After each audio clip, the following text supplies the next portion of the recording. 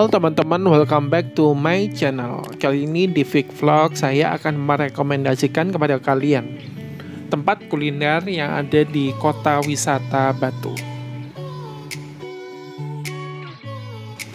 Tempat ini berada di lantai paling atas Hotel Aston Inn Kota Wisata Batu. Bliss Kitchen and Bar berada di lantai 8.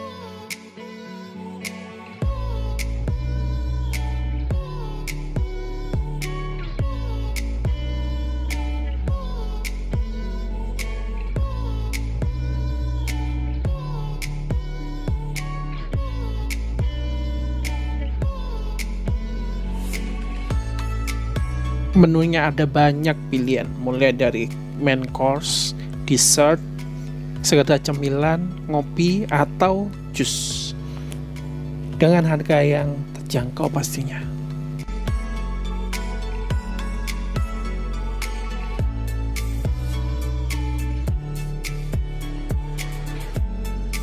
Dan salah satu yang menjadi daya tarik dari Bliss Kitchen and Bar ini adalah kita bisa melihat pemandangan yang sangat indah dari kota wisata Batu. Kita bisa melihat, menikmati makanan dan minuman yang ada di Bliss ini sambil menikmati keindahan alam dari kota wisata Batu ini.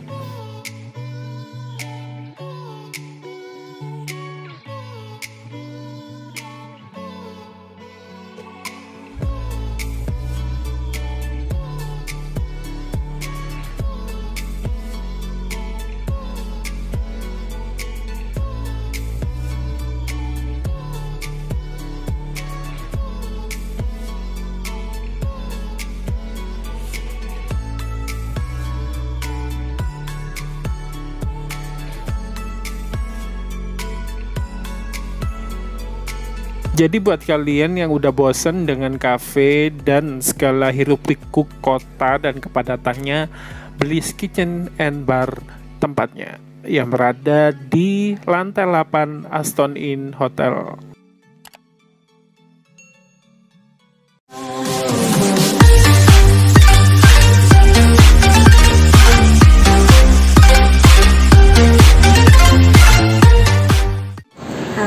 Halo teman-teman, welcome back to my channel. Kita balik lagi di Ngulit dan Ngobrol Culik. Tema kali ini friendzone. Hot topics ya kayaknya kalau friendzone. Ada pengalaman atau ada pemikiran? Pemikiran friendzone itu hal yang menyakitkan, tapi juga sangat manis. Banyak hal yang bisa berkesan antara manis atau pahit dalam friendzone. Berfriendzone dahulu, berbatu kabar kemudian. Lebih banyak manisnya atau pahitnya? Awalnya manis, tapi pada saat akhir-akhirnya pasti ya konsekuensi kan. Ya Rob ya. Kalau Robi? Kalau aku friendzone itu karena nggak pernah ya, friendzone itu kayaknya banyak sakitnya. Karena kenapa? Soalnya kita suka sama seseorang, tapi kita seolah-olah nggak ada.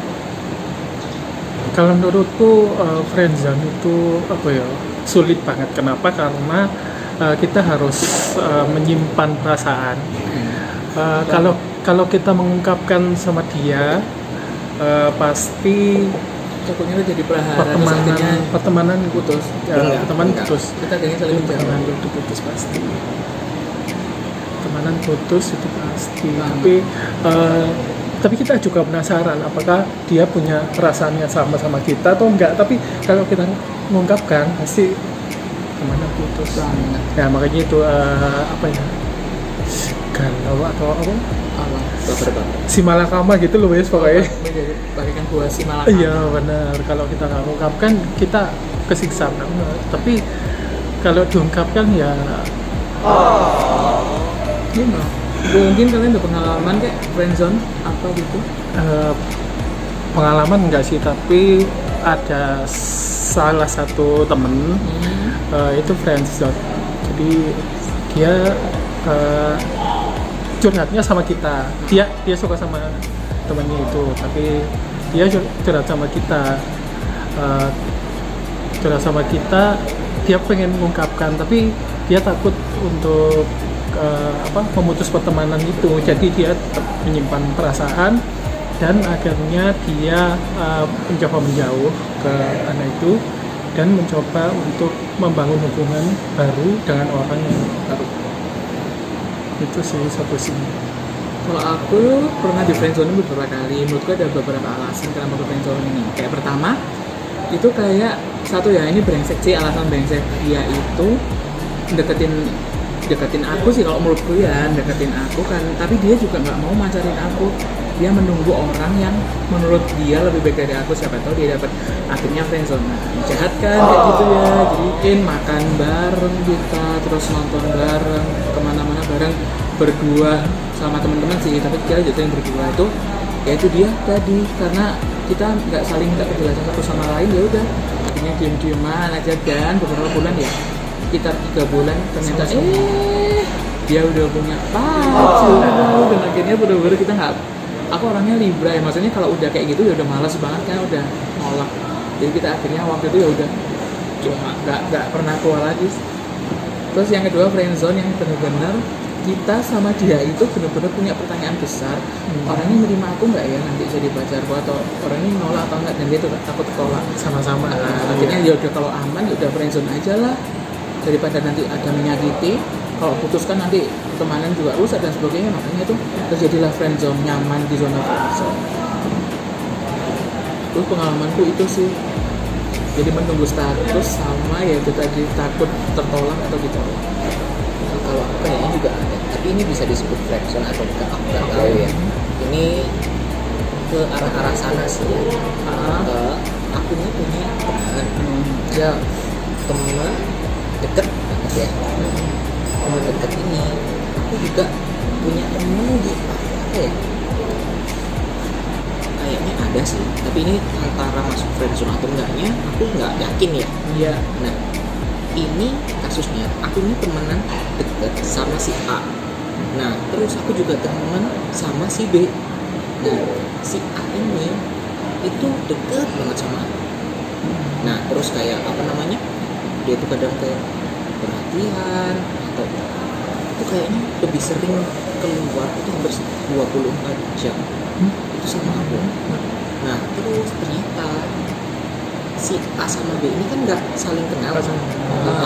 Ternyata si A ini deket banget sama aku, itu ternyata juga mau deketin si B.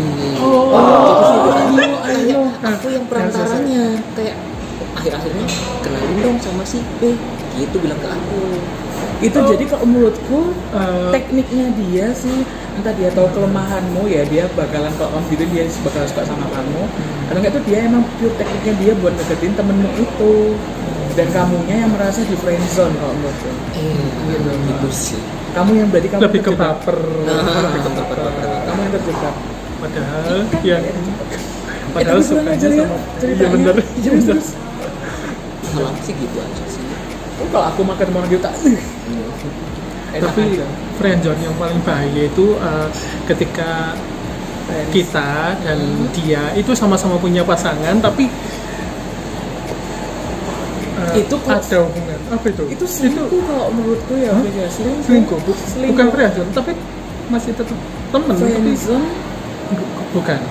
menurutku selingkuhan deh. Kalau friendzone itu kita benar-benar dalam keadaan kita single. Kalau menurutku ya definisi Itu kalau aku sih tetap itu friendzone. Kita punya pasangan atau enggak, kita sama teman ini hubungannya tetap teman. Mau diapa-apain, teman. Jadi itu masuk friendzone sih kalau menurut aku. Bisa ada berbagai definisi ya, tidak absolut selalu benar ya. Itu menurut pendapat kita. Ada pengalaman apa lagi ya? Sebenarnya kalau aku ceritain satu-satu biar sampai hanya ya. Jadi itu sekilas pokoknya lah. Jadi intinya, Yep. friendzone kalau bisa jangan deh, jangan kita mengungkapkan, karena kita pasti persahabatan itu pasti rusak. Sepengalamanku dari 10 kasus, 9 kasus palingnya. Iya benar. Soalnya kalau udah gitu sih kalau aku sih emang males buat ketemu sama dia lagi. Kalau aku ya maksudnya kalau mantan ya buang aja. Apalagi kalau friendzonean belum jadian terus tengkar, itu tambah nggak enak kalau menurutku sih. Solusinya kita lebih baik cari orang lain jauh dari dia, Ya kan? Karena cari orang yang lebih tahu. Kalau dia menghubungi lagi, mungkin kita bisa sama-sama saling meriset perasaan. Kalau meriset perasaan, Nintendo kali ya. meriset perasaan kalau kita emang benar-benar temen, dia nggak ada perasaan. Kalau aku solusi dari saya yang agak-agak brengsek ya, kalau saya mending FWB aja. Aduh, Menurutku ya tanpa ada yang tersakiti loh ya. iya benar. Itu tapi solusi yang Iya agak ekstrim ya. Jadi kan FWB udah kayak pacaran tapi kita nggak ada status. Jadi kalau kita mau putus ya udah putus aja. Atau nanti kita ketemu juga udah kita teman biasa, kan nggak perlu saling nyalain atau saling siwa-siwaan. Siwa-siwaan. Saling mendiemin, saling ngediemin, saling nggak ada. Robi? Kalau dari aku solusinya ya kalau udah friendzone berarti agak menjauh biar nggak apa-apa. Iya, Itu bisa. aja sih. Bisa banget itu. Itu aja. Intinya menjauh. Iya. Cari orang yang benar-benar dia ngasih kejelasan ke kamu, atau kamu juga harus ngasih kejelasan ke dia. Kamu itu bukan dekat karena status teman, tapi dekat karena akan menjadi status pasangannya dia. Itu yang penting. Oh ya, ada tips lagi. Kalau mau tahu kisah friendzone yang unyu, ada film ya Rob, kita dulu pernah nonton film Thailand di friendzone. Di Netflix juga udah ada kok. Judulnya Friendzone. Itu bagus banget. Bagus banget. Happy ending. Happy ending. Tapi awalnya ceritanya nyesek. Awalnya nyesek. Sampai 90% ceritanya itu 90% masih nyesek. nyesek.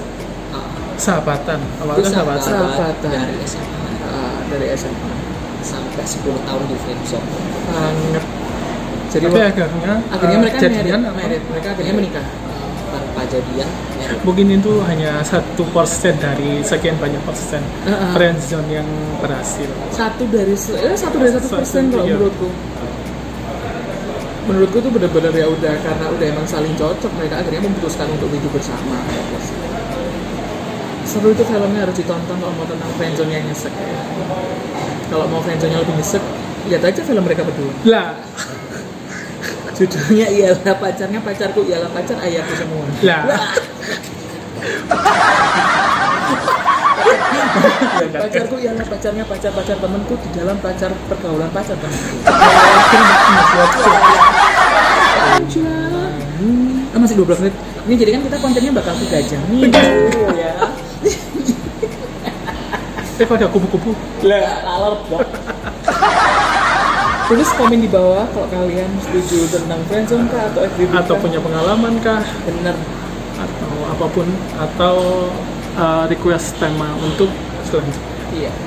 Jangan lupa Like, comment, and subscribe. dari kita Kimbak Family. Saya Farida Nurhan. Ini Next Carlos. Jadi Ini Hiro Tadara Divan. Lah. Enggak punya sujat lemu. Dunia sudah gila. Iku Hiro Tada. Iya, Aku itu suka. saja. Iya. Hiro Tada nasi sujat Nadia Omaran, Pria SW Pria SW, sama cewek spurs. sama Taufik Topani jeung Tarati. Lah, kadok. Yaudah. Daripada ntar kita Kemana-mana, ngaco ya. ya. Mending kita stop dari sini. Jangan lupa like, comment, subscribe.